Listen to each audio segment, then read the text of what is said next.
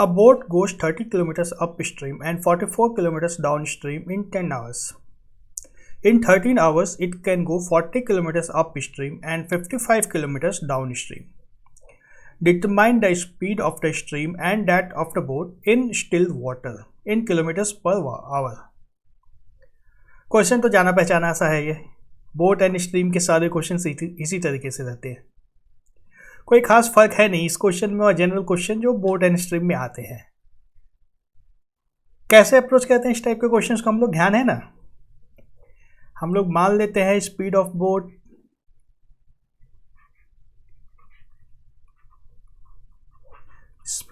को b मान लेते हैं. स्पीड ऑफ रिवर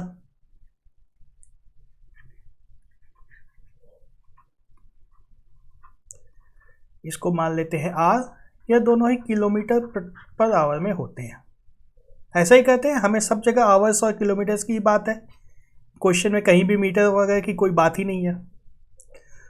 फिर हम लोग क्या कहते हैं, स्पीड अप स्ट्रीम.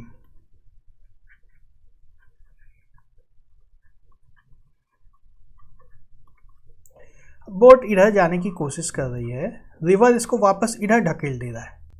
यही हो रहा है ना, ये b के स्पीड से इधर जा रही है, रिवर r उल्टा भेज दे रहा है. तो स्पीड कितनी हो जाएगी, b माइनस r.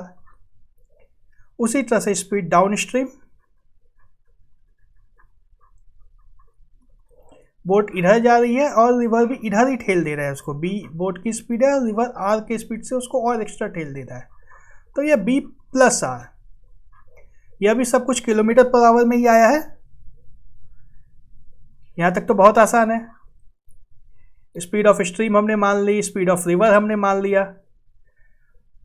तो अब क्या कहते हैं हम लोग, सिंप्लिसिटी के लिए मैं इसको सिर्फ a मान लेता हूं और इसको b मान लेता हूं.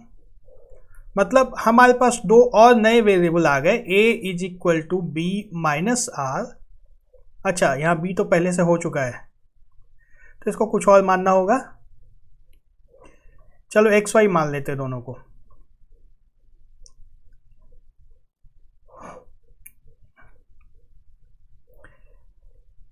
x होता है स्पीड अप स्ट्रीम और y होता है स्पीड y डाउन स्ट्रीम. तो x is equal to b minus r और y is equal to b plus r. ये दो नए वेरिएबल हमने यहाँ पे मान दिए. माना इसलिए कि थोड़ा सा लिखने में आसानी होगी, हर जगह मेरे को b minus r b plus r नहीं लिखना पड़ेगा. अब क्वेश्चन में हमें क्या दिया है, boat goes 30 kilometres up stream. 30 kilometre जाने में कितना समय लगेगा. हमारा फॉर्मूला याद है ना. फॉर्मूला क्या था हमारे पास, time is equal to distance by speed. 30 kilometre हमारा डिस्टेंस है, स्पीड हमारे पास अप स्ट्रीम की बात है. या अप स्ट्रीम में स्पीड है x, तो 30 डिवाइड बाय x, यह टाइम मिल गया. एंड 44 किलोमीटर डाउन स्ट्रीम, उसी टाइम में 44 किलोमीटर डाउन स्ट्रीम भी जा रही है. 44 divide by y is equal to कितना दिया है, 10 आवर्स. बिल्कुल इसी तरीके से हमें एक और इंफॉर्मेशन दी है, 40 किलोमीटर अप स्ट्रीम. मतलब 40 किलोमीटर डिस्टेंस है, स्पीड हमारा x है अप स्ट्रीम का. यहाँ पे देख सकते हैं अप स्ट्रीम स्पीड है x plus 55 kilometre downstream की स्पीड है y. 55 divide by y is equal to क्या दिया है हमें, 13 आवर्स. तो अब हमारे पास दो इक्वेशन है, दो वेरिएबल है. सीधा सीधा काम है, इन दोनों इक्वेशन को यूज करके दोनों वेरिएबल को निकाल देना, दोनों की वैल्यू निकालनी है. कुछ खास मुश्किल नहीं है. अब तो हमारे पास दो लीनियर इक्वेशन है, दो वेरिएबल भी है. याद है कैसे करते हैं इसको. हमारे पास यहाँ पे 30 बटा x है, यहाँ पे 40 बटा y x है. तो इसको किससे मल्टीप्लाई कर दें, जो 40 बाई एक्स आ जाएगा, फिर हम लोग दोनों को कैंसिल आउट कर देंगे. तो इसको यदि 4/3 से मैं मल्टीप्लाई कर दूं तो यहाँ पे कितना आ जाएगा, 40 बाई एक्स आएगा. पूरे इक्वेशन को मैं यदि 4/3 से मल्टीप्लाई कर देता हूँ तो यहाँ पे आ जाएगा हमारे पास 40 डिवाइड बाई एक्स प्लस यहाँ पे क्या आ जाएगा 44 इंटू 4 176 डिवाइड बाई 3 और नीचे हमारा y रह जाएगा इज इक्वल टू 10 इंटू 4/3 40। अब इन दोनों को हम लोग माइनस कर देते हैं तो हमारा एक वेरिएबल खत्म, x की कहानी खत्म है ना। x हमारा ये कैंसिल आउट हो जाएगा, फिर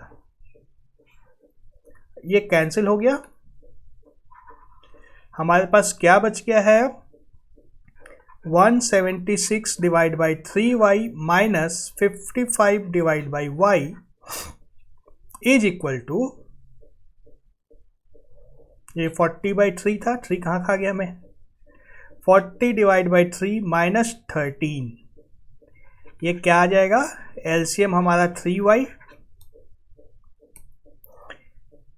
176 माइनस 165 इज इक्वल टू 40, यहाँ भी एलसीएम 3 30, हाँ 3 40 minus 39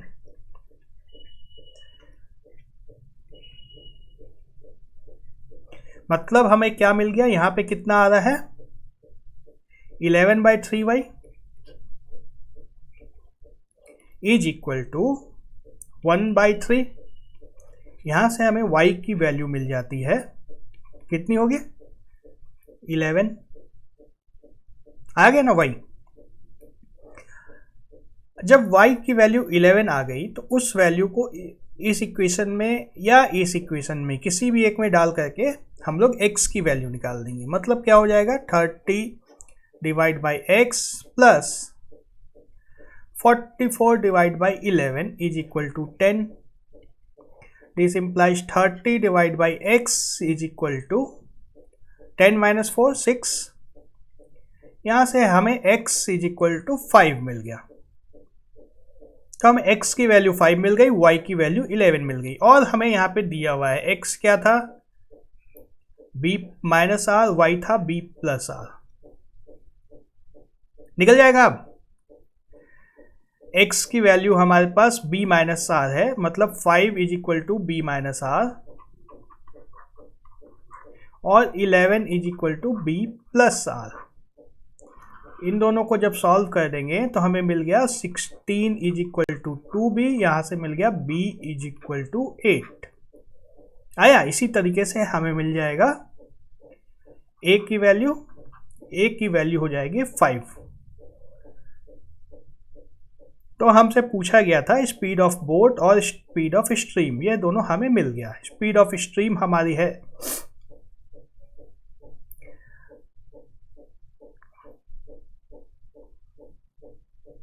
r, speed of stream r है जो कि 5 आ गया, और स्पीड ऑफ बोट है 11।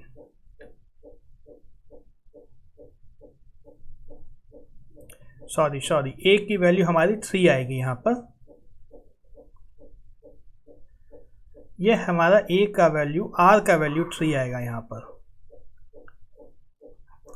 r is equal to 3। तो स्पीड ऑफ स्ट्रीम हमारी क्या आ गई 3 और स्पीड ऑफ बोट हमारी आ गई 8, ऑप्शन डी। समझ में आई बात, ज्यादा कंफ्यूजिंग तो नहीं हुआ। Ram starts working at a rate such that he can finish a piece of work in 24 hours, but he only works at this rate for 16 hours. After that, he works at a rate such that he can do the whole work in 18 hours. If Ram is to finish the work at stretch, how many hours will he take to finish the work? Question समझ में आ रहा है।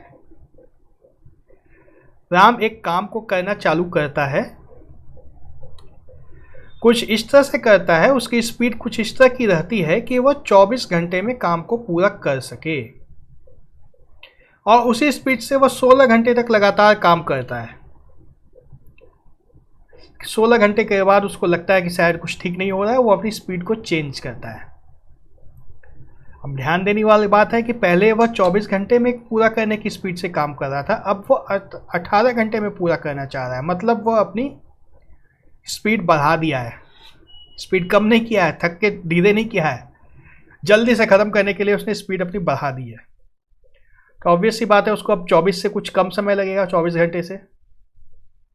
और 16 घंटे चूंकि वो काम कर चुका है ऑलरेडी, तो 16 घंटे से ज़्यादा भी लगेगा। यहाँ तक क्लियर? 16 घंटे से कम लगेगा, 24 घंटे, 16 घंटे से ज़्यादा लगेगा, 24 घंटे से कम लगेगा।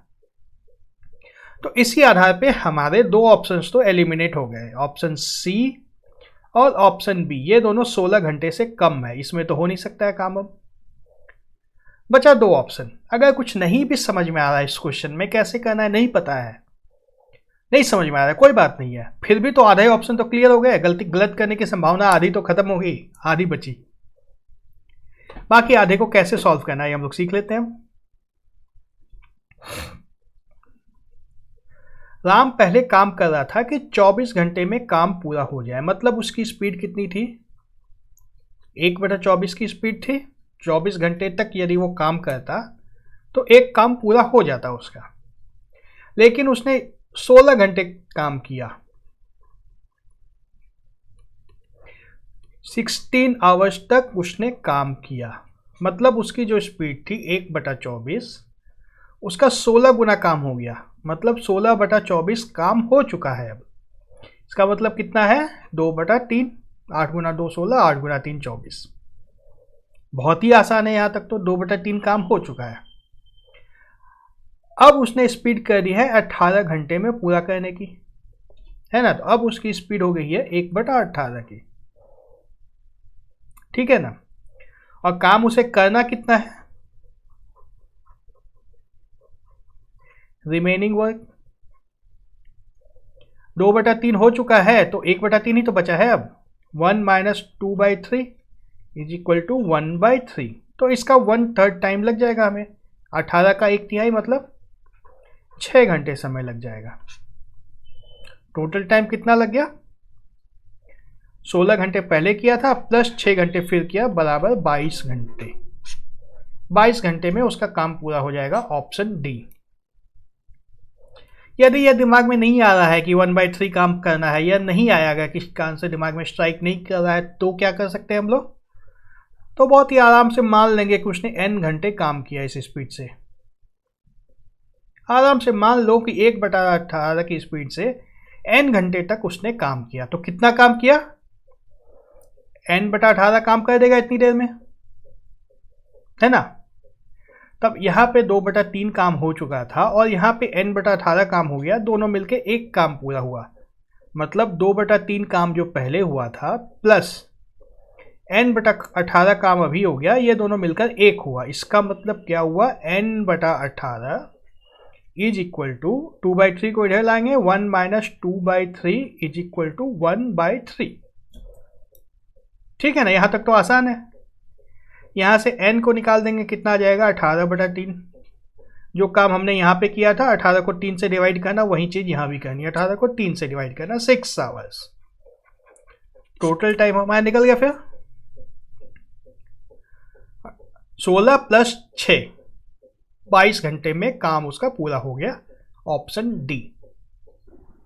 A rectangle of perimeter 120 cm has the maximum possible area. 4 squares of side x cm each are cut from its corners. The sheet remaining after the squares are cut is folded into a cuboid. Find the volume of x in centimeter which maximizes the volume of the cuboid. Question समझ में आ रहा है? Question थोड़ा सा complex है। सबसे पहले तो क्वेश्चन में क्या पूछा गया है इसको समझते हैं। लैंग्वेज इसकी थोड़ी ऐसी घुमा के लिखी गई है ना कि समझने में मुश्किल होती है। चलो, एक रेक्टेंगल हमें दिया हुआ है,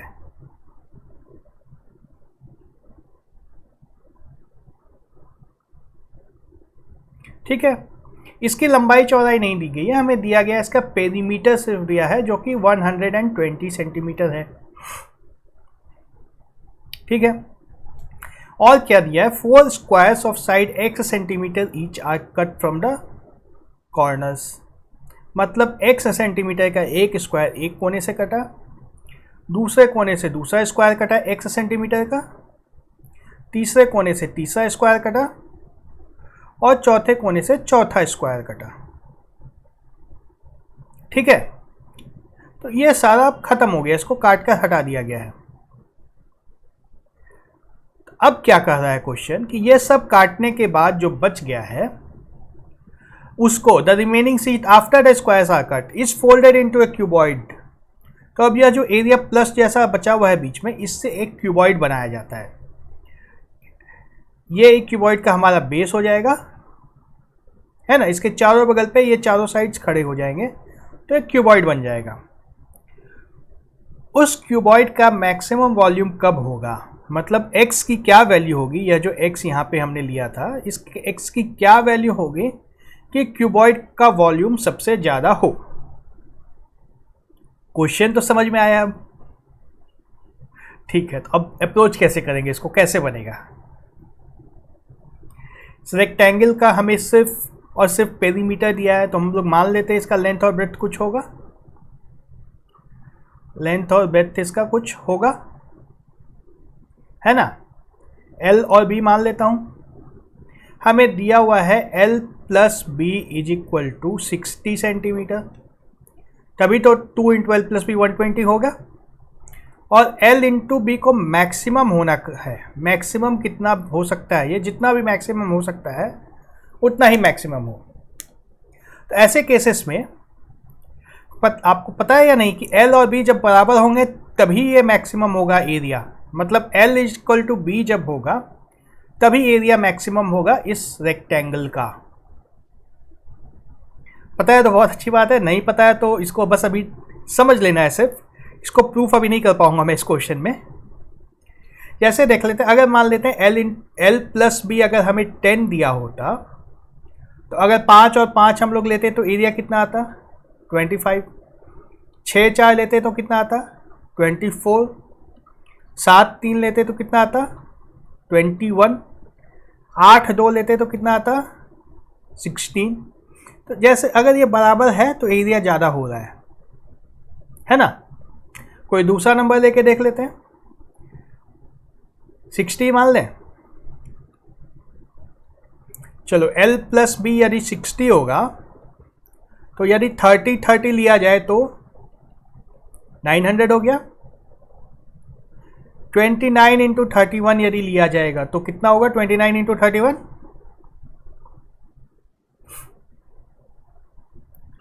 31 इंटू 29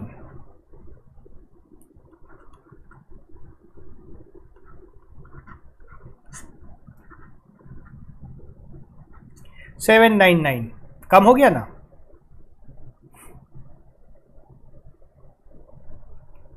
ठीक है, इसी तरह से जैसे जैसे हम लोग इसको कम करते जाएंगे, मतलब एक जैसे जैसे बढ़ेगा दूसरा जैसे जैसे कम होगा, ये एरिया कम होती जाएगा।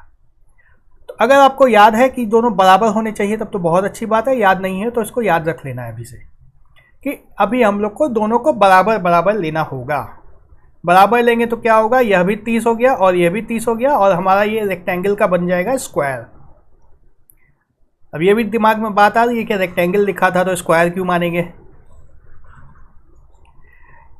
स्क्वायर भी एक रेक्टेंगल ही होता है, उसका दोनों साइड बराबर होता है। स्क्वायर एक एग्जाम्पल हुआ रेक्टेंगल का, एक special case of a rectangle है।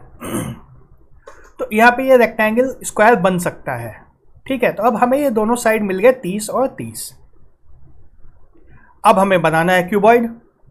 तो क्यूबॉइड की हमारा लेंथ और ब्रेथ कितना होगा, ये लेंथ और ये ब्रेथ दोनों बराबर ही हो जाएंगे। जो हमारा जो क्यूबॉइड अब बनेगा कुछ इस तरह का बनेगा। यहाँ देखो, अब ये 30 था पूरा, ये पूरा 30 था, इसमें से इधर से x गया इधर से x गया तो बचा कितना, 30 माइनस 2x। वैसे ही सब तरफ 30 माइनस 2x हो जाएगा। और इसकी हाइट कितनी होगी, x। ये जो x हाइट है इसी को तो फोल्ड किया हमने, इसी को तो टर्न करके ऊपर लाना है, तो हाइट x हो जाएगी। तो क्यूबॉइड का वॉल्यूम क्या आएगा हमारे पास, 30 minus 2x, length into breadth, इसका स्क्वायर हो गया, इंटू x। यहां तक तो ठीक है। अब कैसे मैक्सिमाइज करेंगे वॉल्यूम को,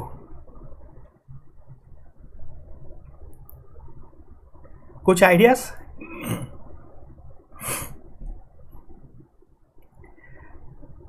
यहां तक आने के बाद हमें अब ऑप्शंस को डाल के चेक करना होगा।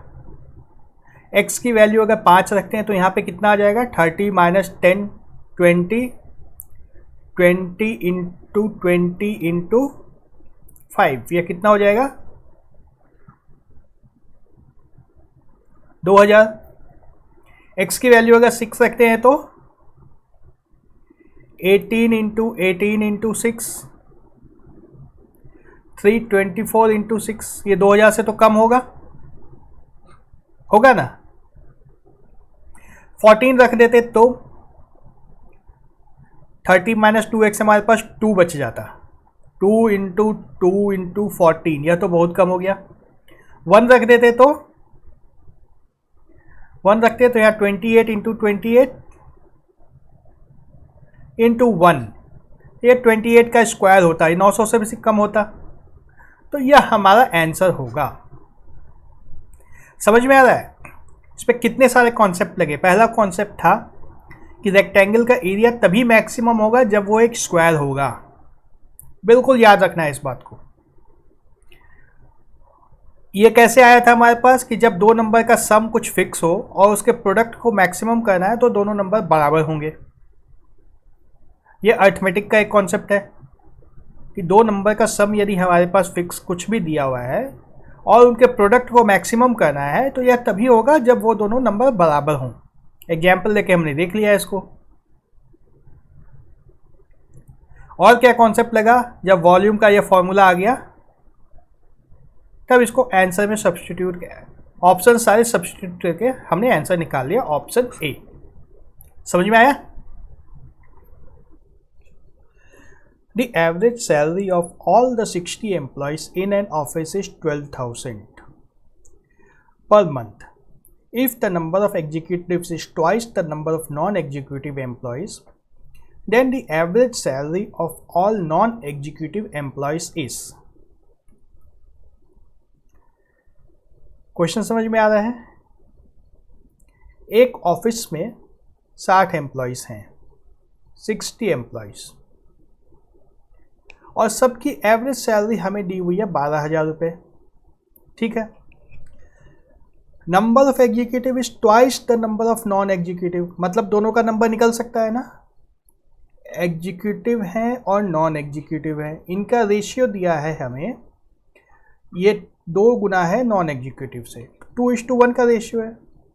या मान लो एग्जीक्यूटिव को x माना तो नॉन एग्जीक्यूटिव इससे आधे हैं, है ना। नंबर ऑफ एग्जीक्यूटिव से ट्वाइस, मतलब ये नॉन एग्जीक्यूटिव जो है ये एग्जीक्यूटिव से आधे हैं, तो x/2 है।